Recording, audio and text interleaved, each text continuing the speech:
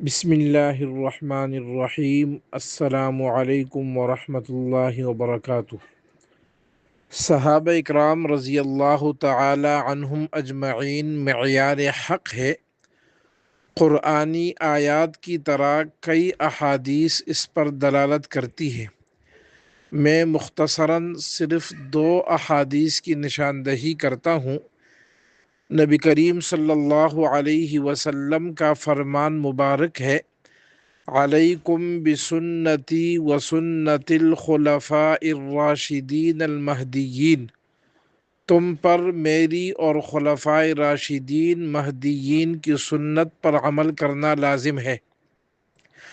اور ترمذی شریف میں ہے، وَإِنَّ بَنِي إِسْرَائِيلَ تَفَرَّقَتْ عَلَى 72 مِلَّةً وَتَفْتَرِقُ أُمَّتِي عَلَى 73 مِلَّةً كلهم في النار إلا ملة واحدة قالوا من هي يا رسول الله قال ما أنا عليه وأصحابي۔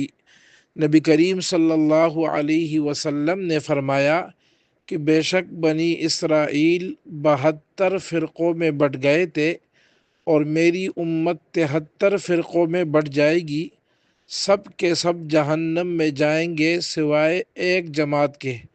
صحابہ نے پوچھا، وہ کون سی جماعت ہوگی اے اللہ کے رسول صلی اللہ علیہ وسلم؟